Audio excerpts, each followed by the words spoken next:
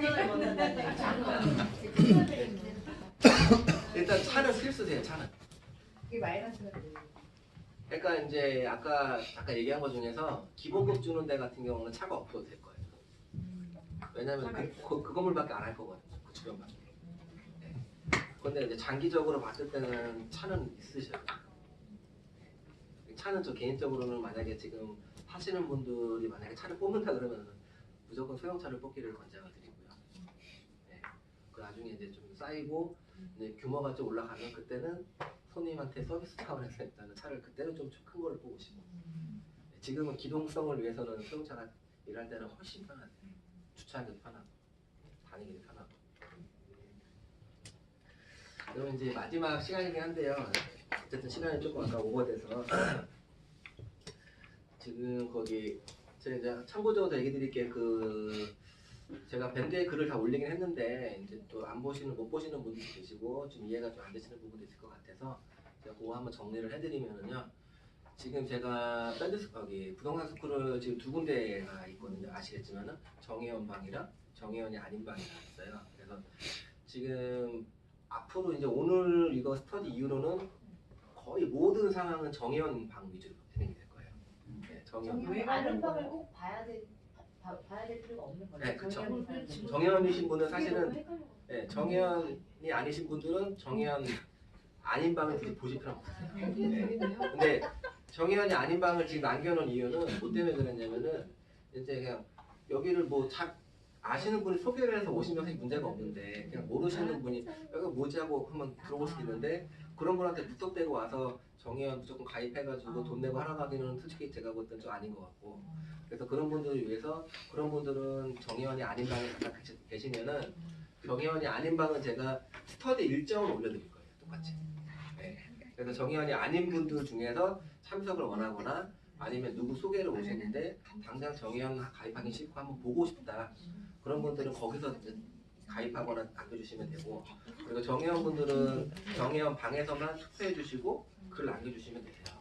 네, 중요한 거는 그렇게 운영이 될 거고 제가 이제 아까 잠깐 얘기한 뭐 부동산 부인 가구나 그런 소스라든가 기타 등등 자료 같은 경우는 앞으로 이제 모든 거는 정혜원 방 위주로 진행될 거고 제가 그거를 많이 할까 생각을 하긴 했는데 사실은 이제 그건 좀 제 생각에는 개인적 생각에는 좀 아닌 것 같더라고요. 왜냐면은 정혜원은 어쨌든 간에 비용을 떠나가지고 시간과 투자해서 확실하게 하겠다고 의지를 보여서 오신 분들인데 일단 그분들을 위해서 일단은 해주는 게 집중되는 게 맞는 것 같고 그 외의 분들은 결정이 되시면은 그때 추후적으로 뭐 시간 정해진 거 없으니까 그때 결정돼서 오시더라도 똑같이 그때 받으시면 되니까 그렇게 해서 제가 밴드는 이제 진행하니까 여기 참석해주신 분들은 이제 그거 좀 하나 참고해 주시면 될 것 같고요. 그리고 제가 이제 마지막 시간에는 제가 특별히 제가 이제 하나 예만 들어서 제가 이제 교육 진행할 때 이제 아까 잠깐 얘기했지만은 스터디 할 때 제가 하나 사건을 예를 들어가지고 그거를 이제 의견을 물어보고서 이제 진행할 거라고 제가 얘기를 드렸거든요. 그러니까 제가 그 예시를 한 2개 정도 뽑아왔는데 제가 이제 질문을 드릴 거예요. 이제 한 번쯤은 아마 상상을 해보셨을 건데, 예, 아마 상상을 해봤는데 겪으신 분은 있을지 모르겠네요. 제가 만약에 주말에 토요일이나 일요일날 전세 잔금을 하게 되는데 손님이 이체 한도가 안 되신다. 어떻게 처리를 해야 될까요? 전세 금액을 제가 딱 잡을게. 전세 2억이라고 가정할게요. 너무 크게 안 잡고. 근데 토요일날 입주를 하시는데 이체 한도를 안 넣어놓으셨어요. 지금 이체 아니에요. 네. 근데 그날 뭐 떼집 들어가는 것도 아니고 나가고 들어가거든요. 그럼 돈을 빼줘야 되는 상황이죠. 주인이. 다들 걱정만 하시네. 그날 수표를 끊어서 준비하시라고 아니 근데 당일날 일단 벌어졌어요. 일이 벌어졌어요. 자기가 대납하나요? 부동산에서 약간 대납해주는 경우도 있잖아요. 2억을 해주기 힘들 것 같은데 제가 볼 때. 대표적인 이유가 있어야 되는데. 네, 그렇죠. 현금으로 그것도. 나도 못 빼는 거잖아요. 나도 이체한도. 그렇죠. 이체한도 안 올랐으면은 이체한도가 요즘에 참고적으로 법이 바뀌어서 엄청 적어요 지금. 네. 안 내려오시면. 이게 참 지금 OTP를 일단 무조건 해놓으셔야지. 예, 그래야지 일단 1억 이상 되고 2억 정도면 한도를 일단 증액을 해야 되거든요. 근데 이제 실무에서 해보시면 알겠는데 손님한테 이거를 한 10번 얘기해도요 안 하고 오시는 분들이 있어요. 근데 문제는 뭐냐면은 내가 10번 얘기한 게 중요한 게 아니고 일단 지금 돈을 못 뺀다는 게 중요한 거거든요. 네. 혹시 이거에 대해서 생각해 보신 분 혹시 없으세요?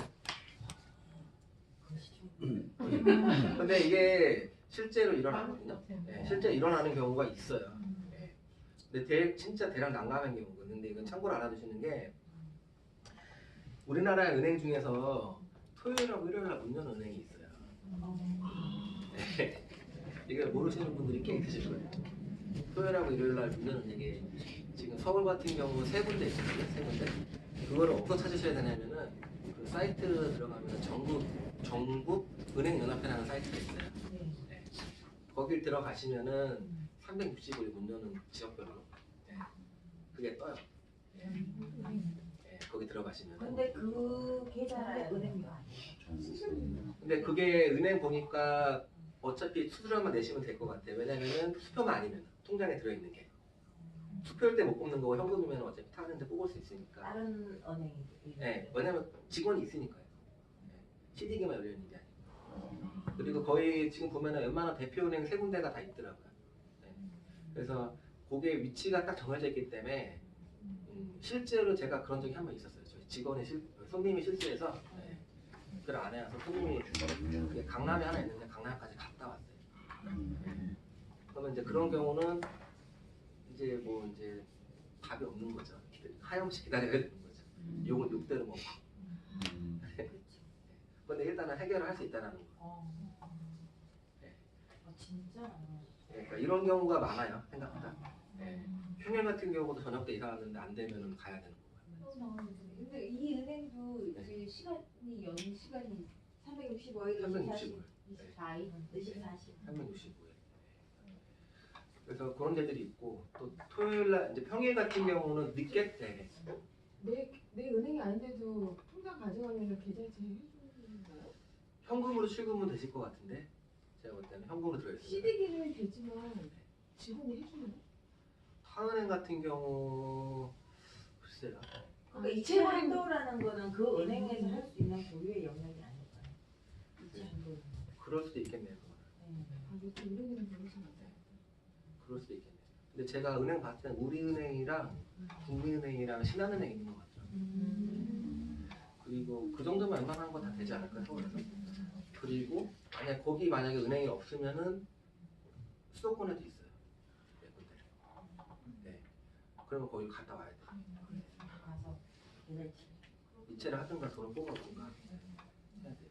근데 이런 경우가 실제로 일어나요. 네, 많이 일어나요.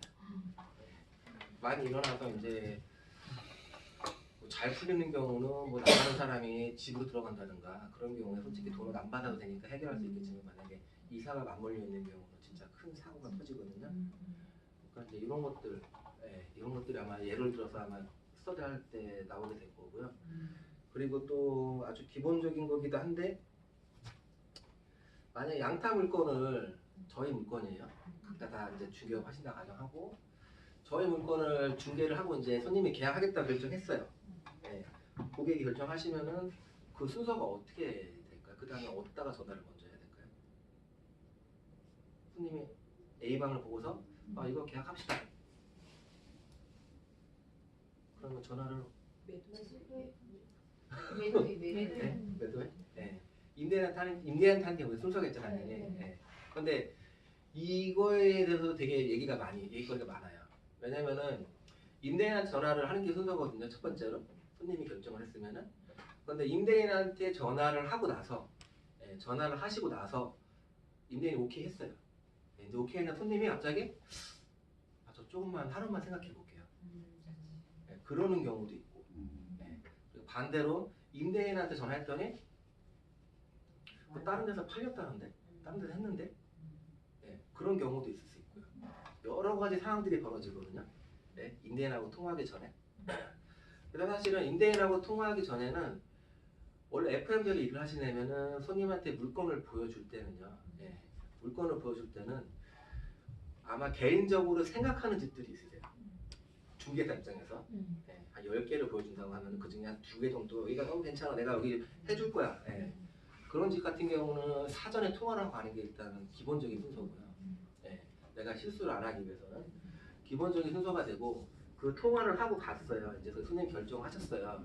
결정하셨을 때 막연하게 통화를 하시면 안 돼요. 주인하고. 예. 막연하게 통화하시면 안 되고 손님한테 분명한 대답을 들어야 돼요. 아, 손님이 이거 합시다. 그것만은 안 돼요. 제가 주인한테 전화를 드릴 건데 전화를 드리게 되면은 계약을 하는 거기 때문에 혹시라도 만약에 하고 나서 뭐 안 하겠다 그러면은 저만 신용이 떨어지는 거기 때문에 확실하게 하시라고 결정을. 예. 그렇게 분명히 얘기를 하셔야 돼요. 결정을. 예. 그래야지 분명히 탈이 안 생기거든요. 그리고 주인하고 통화하는 데 있어서 하나의 또 요령이 있는 게 뭐냐면은 가끔가다 그런 물건들이 있어요. 예를 들어서 아까 제가 2억을 얘기를 들었으니까 예를 들면은 2억의 주인이 매매를 해달라고 했는데 예. 사실은 주인이 2억에 내놓으려고 했는데 뭐 손님 있으면 한 500 정도는 내가 해볼게. 그럼 주인이 한 1억 9,500까지는 오케이를 한 상태예요. 저한테는. 예. 근데 손님한테 제가 2억에 브리핑을 했어요. 예를 들어서. 예. 근데 거기서 손님한테 중개사가 2가지 부류가 있어요. 첫 번째 중개사는 계약할까 말까 손님이 고민하니까 첫 번째 중개사 같은 경우는 일단은 거기서 바로 오픈해버려요. 1억 9,500까지 해줄게요. 계약하세요. 네, 그렇게 얘기하는 중개사가 있고요. 그리고 두 번째 중개사는 어떤 중개사가 있냐면은 그러면은 이거 지금 기한 물건이라 주인이 안 빼줄 것 같긴 한데 혹시 주인한테 전화해봐서 1억 9,500에 되면은 계약하실래요? 이렇게 물어보는 중개사가 있거든요. 결론은 똑같죠. 네, 원하는 답. 근데 2가지 방식으로 얘기했을 때 손님의 반응은 극과 극이라는 거예요. 네. 첫 번째 방식으로 얘기를 하면은 손님한테 그냥 이 집은 1억 9,500짜리 집인 거예요. 그냥 처음부터. 네. 네. 그쵸. 그럴 수도 있죠. 근데 두 번째 경우로 얘기를 하면은 손님 입장에서 1억 9,500에 그 앞에서 주인하고 통화를 하는 거죠. 손님 보는 데서. 이제 좀 리액션을 해야겠죠. 네. 손님한테 보는 주인한테 사장님 정말 감사합니다. 이거 안 해줄 줄 알았는데 해주시네요. 네. 그럼 손님이 뭐라고 그러겠어요? 정말 고맙습니다. 네. 그러면 그게 아주 작은 건데 그것도 영업의 스킬이세요. 말하는 것도. 그러면 그게 다 모든 거로 연결돼요. 그게 연결되면은 내가 계약 체결부터 해서 이미 그렇게 진행이 되기 때문에 내가 수수료 받을 때까지 그 손님은 절대 나한테 태클 안 걸어요. 네. 그리고 또 하나 그 손님이 계약하고 나서 만기가 돼도 나한테 연락 올 거예요. 네. 왜냐면 저기 중개사가 능력 있는 중개사거든요. 깎아줬기 때문에. 네. 그러니까 똑같은 거 가지고 얘기를 하더라도 이게 한번 생각을 하고 얘기를 하는 거랑 안 하는 거랑 큰 차이예요. 근데 사실 이런 게 제가 처음부터 알았던 게 아니라 저도 이제 실무를 하면서 몇 번의 시행착오를 겪으면 연구를 해낸 거죠. 쉽게 얘기해서. 이제 그런 것들이 사실은 실무에서 되게 이제 영업하실 때 되게 도움은 되실 거예요 아마. 똑같은 말을 하더라도. 이제 그렇게 해서 진행하는 것도 이제 하나 알아두시면은 요령이 될 거고. 이제 그런 게 아마 나중에 요 파트에 가서 스터디 교육할 때 요거에 비슷한 사례들을 이제 여러 가지를 아마 얘기를 드리게 될 거예요. 그러면 제가 이제 이런 식으로 질문을 드리면은 지금처럼 뭐 반응이 없으시면은 제가 바로 얘기를 해드리고 또 원하는 대답을 해주시면은 제가 거기서 또 답을 얘기해서 또 설명해드리고 이제 이렇게 진행이 되니까 이렇게 알아두시면 될 것 같고 스터디 같은 경우는 그래서 뭐 대단한 걸 배우는 건 아니에요. 지금 듣고 나니까 쉽죠. 그렇죠. 대단한 거죠 지금. 네, 듣고 나니까 별거 없잖아요. 그렇죠. 네. 근데 이게 실전에 가면 별거거든요. 정말. 네. 실전에 가시면 이게 진짜 큰 별거 같아요.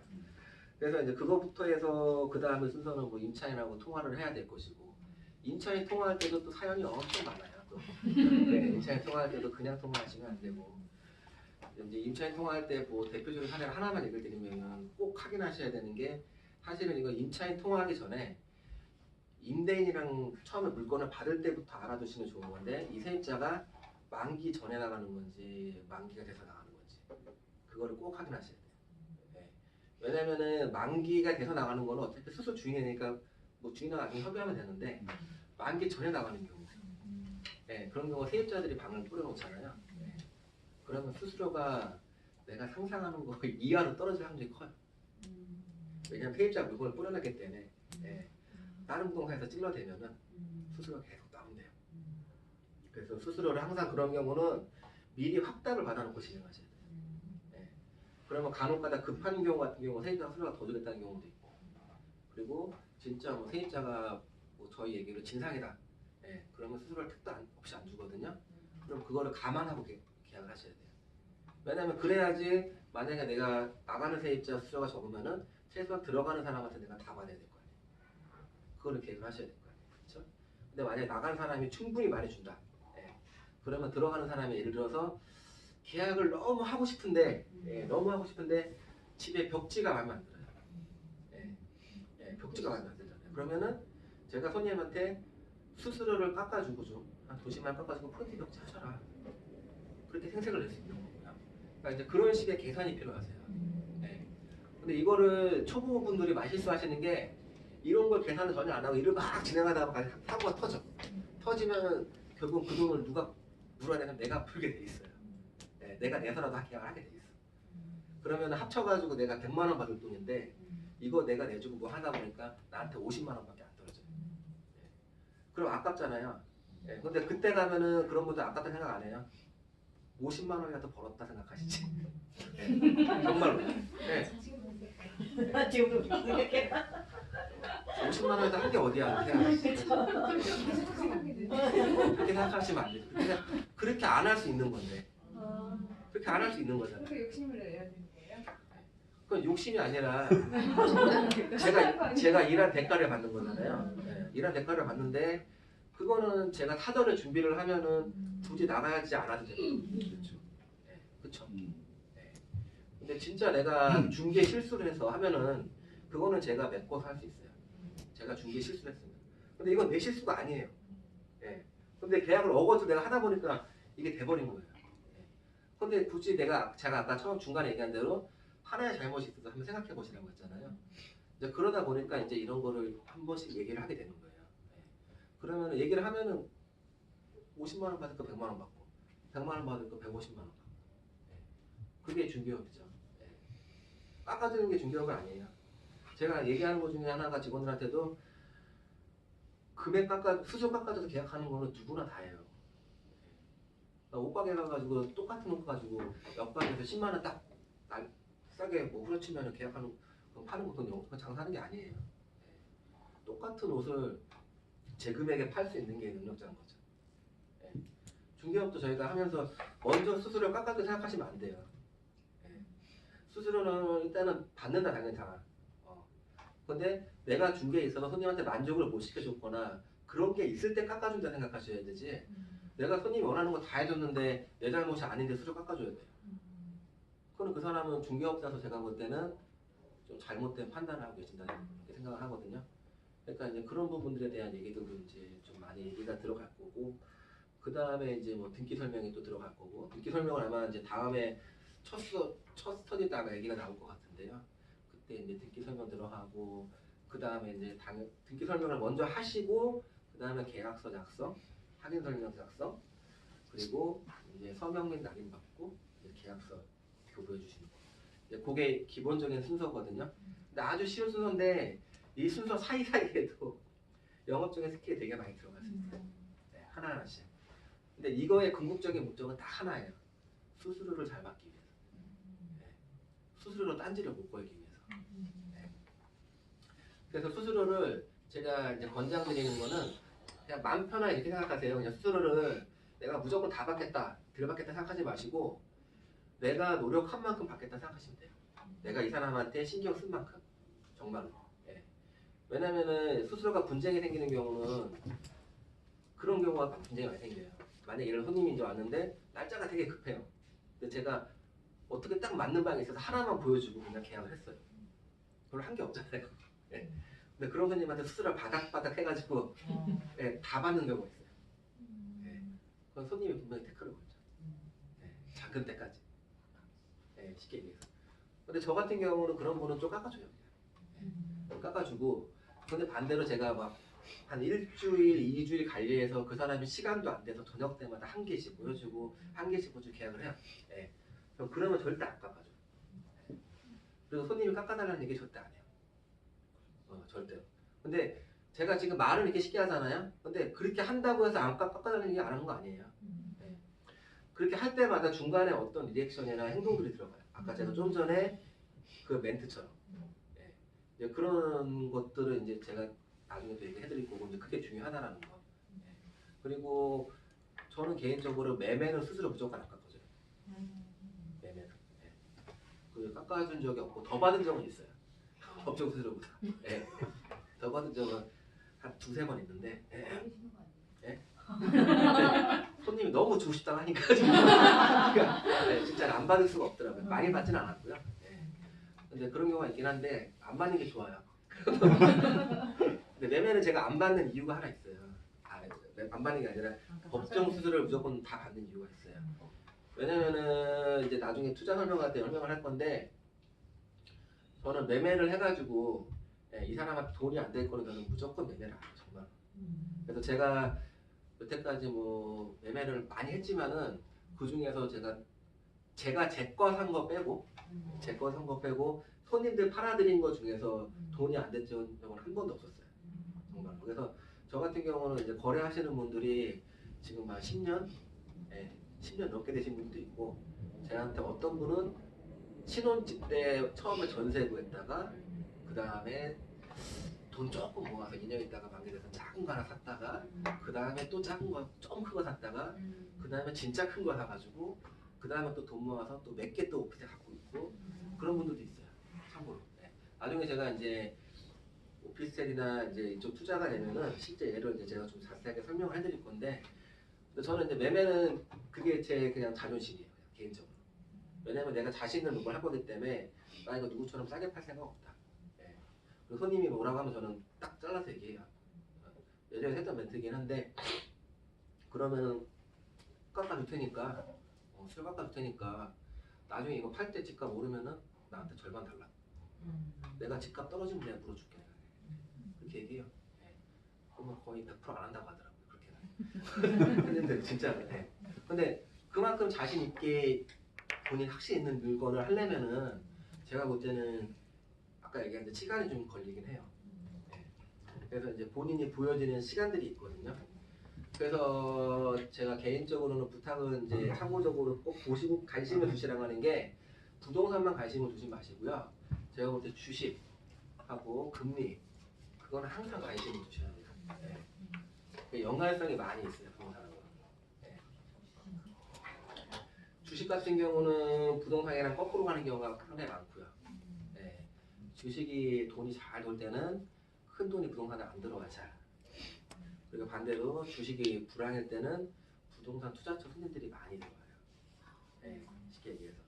그리고 금리 같은 경우도 지금 몇 년 동안 저금리였죠. 네, 지금 금리가 조금씩 올라가고 있는데 저금리일 때, 고금리일 때 차이가 엄청 크다라는 거예요. 이제 그런 거를 계속 간신히 보다 보면은 그거를 내가 당장 계약하는데 쓰진 않지만은요. 이거랑 부동산이랑 관련된 흐름이 보이세요. 그러면 내가 손님한테 어떤 브리핑을 할 때 좀 자신있게 브리핑할 수 있어요. 부동산은 뭐 다들 그렇게 생각하시겠지만은 지금 올라서 사시면 늦는 거예요. 당연히.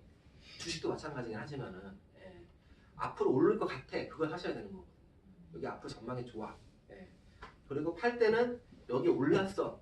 그때 파는 거고요. 던지는 거고. 쉽게 얘기해서. 근데 그거를 하기 위해서는 이제 제가 볼 때 금방 얘기드리는 거 그거는 꼭 보는 게 좋고요. 금리 같은 경우는 참고적으로 하나 오신다면은 국내 금리만 보시면 안 되고 미국 금리를 꼭 같이 보시는 게 제가 볼 때는 도움이 되세요. 여러 가지로. 그래서 이제 그 부분에 대한 관심을 두시면은 부동산 흐름이 보이시고. 개인적인 질문인데요. 지금 집값이 너무 많이 올랐잖아요. 네. 분양권 같은 경우에도 피가 보통 그 단교는 3, 4억까지 올랐거든요. 피값만. 지금 이게 우리가 2006년도에 버블세븐이라 그래가지고 노무현 때 엄청 폭등했잖아요. 집값이. 그러다가 또 폭락했잖아요. 지금의 이 현상이 노무현처럼 또 올 수 있는지 지금까지 지금까지 뭐 제 개인적인 소견인데요. 제 개인적인 소견인데 지금까지 봐서는 똑같이 오긴 했는데 아마 결과를 끝까지 똑같이 가려고 문재인 정부에서 할 것 같진 않아요. 네, 마지막 카드를 뭔가 하나 꺼낼 것 같긴 하거든요. 지금 실질적으로. 근데 그거는 지켜봐야 되는데 그래서 제가 개인적으로는 이렇게 피 많이 붓고 그쪽을 탈려면은 제가 볼 때는 거기에 대한 진짜로 현금 여유가 많거나 그런 분들은 투자를 하라고 얘기를 하는데 저는 개인적으로는 네, 투자하시는 거는 제가 봤을 때 지금 현재 시점에서는 바람직하지 않다고 생각을 해요. 그러니까 안정적으로 투자하기. 그러니까 제가 매매를 하는 경우는 저 같은 경우는 최상위 5%랑 최하위 5%는 자르고 얘기하거든요. 수익을 볼 때. 왜냐면 돈을 진짜 극대화로 많이 벌 수 있는 거랑 진짜 완전 쫓다가 망할 수 있는 거 그거는 배제를 하고 중간선에서 안전하게 확실하게 벌 수 있는 것까지만 네. 그 정도까지만 가이드를 잡아주고 그 정도가 잡혔을 때 투자를 하라고 저는 얘기를 하거든요. 그리고 그 이상 가는 거는 제가 멘트할 때는 그거는 팔자소환입니다. 제가 얘기를 해요. 그 진짜 운이라고. 그거는 근데 이 정도까지는 분명히 갈 거라는 거는 얘기를 하죠. 예, 안정적인 선까지는. 근데 지금 아까 얘기하신 강교나 강남이나 용산 같은 경우는 지금 워낙 많이 지금 급등돼 있고 제가 볼 때는 지금 흐름상으로 들어가시는 분은 지금 판단에서는 거의 막차. 네, 막차라고 봐야 되고 여기서 더 오를 수도 있어요. 네, 오를 수도 있긴 한데 제가 볼 때는 위험 부담에 비해서는 수익은 적을 거라고 저는 생각이 돼요. 네, 지금 막차임에도 알고 들어간다고 하는 거는 조금 더 오를 거 생각하고 들어가는 거거든요. 근데 좀 더 뭐 1년 이상은 오를 수도 있긴 하겠죠. 네. 근데 문제는 뭐냐면은 그 금액에 잘 팔고 나와야 되는데 과연 막차를 타고 들어가시는 분들이 파실 때 잘 팔 수 있을까 과연 그런 분들 잘 못 파거든요. 네. 대부분의 실패하시는 그런 데 들어갔다가 실패하시는 분들이 팔 타이밍을 못 파는 실패를 해요. 항상 얘기하시는 게 아 예전에 팔았으면 얼만데 지금은 이러네. 네. 그게 잘못된 거예요. 부동산은 제가 손님한테 저는 컨설팅이라고 제 얘기를 하는데 부동산 컨설팅 할 때 제가 남들하고 차별화되게 좀 얘기하는 거는 지금 파는 것만 중요한 게 아니고요. 저는 그 사람이 중간에 임대 관리하는 건 당연한 거고 세 맞춰주는 거는 그리고 그 사람이 추후에 팔아야 될 시점까지 저는 얘기를 해드려요. 관리를 해줘요. 제가 팔아야 할 때 이렇게 팔라고 얘기를 해요. 지금 파세요. 네. 그리고 지금은 팔면 안 돼요. 네. 그러면 그 말은 귀신같이 잘 들어요. 손님들은. 네. 근데 그것까지 이제 솔직히 제가 볼 때는 얘기해주는 부동산은 거의 없을 거예요. 왜냐면 팔면 끝이니까. 근데 되게 그게 제가 볼 때는 바보 같은 거거든요. 왜냐면은 팔고서 관리를 많이 해주고 오래 하는 게 그 사람들은 계속 투자가 이어질 수밖에 없어요. 성공이. 그리고 내가 매매를 함으로써 그 사람한테 물건을 내가 하나 얻을 수 있는 거고. 그리고 그 정도의 신뢰를 가지고 매매를 해야지 내가 매매한 물건을 남한테 안 뺏겨요. 다른 부동산한테. 저도 지금 손님들이 그렇게 물어보거든요. 지금이 살 때냐 매수 문의가 굉장히 많아요. 더 오를 것이라는 믿음을 갖고 또 이제 매도자들은 더 오를 거다라고 공급을 완전히 지금 걷어버렸거든요. 반대니까요. 예. 매수자들이 몰리니까. 근데 그런 시장을 그 시장만 볼 게 아니라 다른 곳에 또 관심을 이렇게 돌려줄 수 있는 그런 데 같은 경우는 제가 볼 때는 얘기하기 제일 좋은 거는 수익형 부동산을 얘기하기가 너무 좋죠. 네, 그 동네에서도. 네. 제가 볼 때는 어차피 지금 강남이나 용산이나 광교나 그런 데 아파트 같은 경우는 말 그대로 투기거든요. 그냥 세차밖에 볼 게 없어요. 네. 그러면 만약에 제가 얘기를 한다고 하면은 그런 거 막차라는 거를 얘기를 하면서 대신에 반대로 대안을 투자해 줄 거를 얘기해 줘야 될 거 아니에요. 네. 그럼 제가 볼 때는 지금 같은 경우 그런 돈이 있으면은 이 막차를 탈 바에는 이 안정적인 수익을 내고 나중에 시기가 될 때 현금화 시키기 쉬운 거. 네. 그런 거를 저 같은 경우는 찾아가지고 권장을 해드릴 것 같아요. 만약에 대안. 그러니까 그게 딱 사이클이 다 좀 어긋나는 게 있어요. 나중에 제가 이제 그때는 한번 좀 이렇게 그림을 설명을 드릴 건데 이제 부동산 사이클도 상가랑 오피스텔하고 또 주거용이랑 좀 틀리고요. 실제적으로 네. 그런 거는 이제 제가 실제 예로 좀 이제 현재 어떻게 돌아가고 있는지 그런 거는 이제 얘기를 해드릴 건데 그게 보면은 또 되게 또 쉬우면서 재밌어요. 관심을 가지시면은. 네. 그거는 이제 그렇게까지만 제가 오늘 설명을 드리고 그리고 이제 하여튼 오늘 뭐 또 다른 거 질문 혹시 있으신 분 있으시면 질문하셔도 되세요. 혹시 이제 그 손님이 이제 구매하는 손재 그저 매수인이 오면 네. 이제 브리핑을 좀 해야 되지 않습니까? 그렇죠. 네. 그 브리핑을 좀 잘할 수 있는 어떤 그 무슨 프로그램이나 그런 게 좀 혹시 있나요? 아 여기 교육이에요? 네. 아 입제 교육이네. 그러니까 그 어떤 종류별에 따라서 네, 그거 제가 여기 써 있을 텐데. 아마 파트 2에 지금 보시면은 3, 4, 5, 6번에 다 있거든요. 네, 물건별로 임대 포인트랑 매매 상담이랑 투자 상담이랑 그리고 물건별로 장단점 상담하는 요령들 어떤 거를 포커스를 잡아야 될지. 근데 아마 요거 같은 경우는 아마 요 네 가지를 한꺼번에 들어가야 될 거예요. 스터디를 할 때 따로 할 수가 없어서 이거는 묶음으로 해서 아마 한 주에 다 하지 않을까 생각이 되거든요. 아마도. 그러니까 이런 거를 이제 그 하는 요령이나 이런 거를 이제 설명을 해주시면서 어떤 그 정형화된 이 기본 로들 이런 뭐 파워포인트로 이렇게 설명을 해준다든지 했을 때 그 어떤 프로그램 같은 게 있느냐 이제. 그거를 제가 지금 연구를 하고는 있는데요. 그게 좀 쉽지는 않더라고요. 막상 그 작업 자체가 또 제가 또 현업에 하고 있다 보니까 그거를 또 하다 보면은 또 거기에만 또 제가 매달릴 수밖에 없는 상황이고. 근데 일단은 뭐 정형화된 구체적인 이제 그건 아니더라도 제가 아마 그 교육 주제가 정해지면은 그 주에 할 거는 제가 좀 개략적으로 볼 수 있게끔 정리를 해서 드릴 거예요. 네. 그래야지 이제 거기서 정리한 거 보시고 제가 이제 상담하면서 이제 추가로 적으실 거는 개인적으로 적어서 봐주시면 될 것 같고 그렇게까지는 될 것 같고요. 제가 뭐 파워포인트를 따로 해가지고 작업을 진짜 뭐 강사들처럼 이렇게 하지는 못할 거예요. 아마 그렇게까지는. 네. 근데 개괄적으로는 매번 스터디 할 때마다 이제 요약식으로 해서 제가 자료를 미리 준비해 드리고 그거 내에서 이제 추가되는 거는 하시고. 그리고 아마 저도 그렇게 해드리면 좋겠는데 그거는 제가 아마 이런 스터디가 한 두세 번 정도는 반복이 돼야지 저도 이제 이게 딱 매뉴얼이 딱 정해지니까 지금은 처음 하는 거라 이게 하다 보면은 지금 시간도 제가 지금 감잡을 수도 없고 매뉴얼도 지금 이게 맞는지도 지금 내가 맞다고 생각을 했는데도 하다 보면 또 틀릴 수 있거든요. 갑자기 파트 1 하다가 파트 4에 또 뒤에 가서 갑자기 연결을 할 수밖에 없는 상황이 또 생기니까 그거는 조금만 양해를 해주세요. 제가 시간이 조금 걸릴 것 같아요. 그 부분에 대해서 그렇게까지 정리를 하기 위해서는. 그리고 뭐 아까 지현 씨 뭐 여쭤보려고 하잖아요.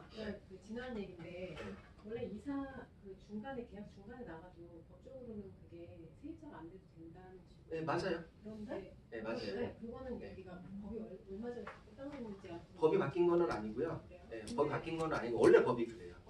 원래 계약 당사자끼리만 돈 내라고 하는데 실제로는 그렇게 안 하고 다.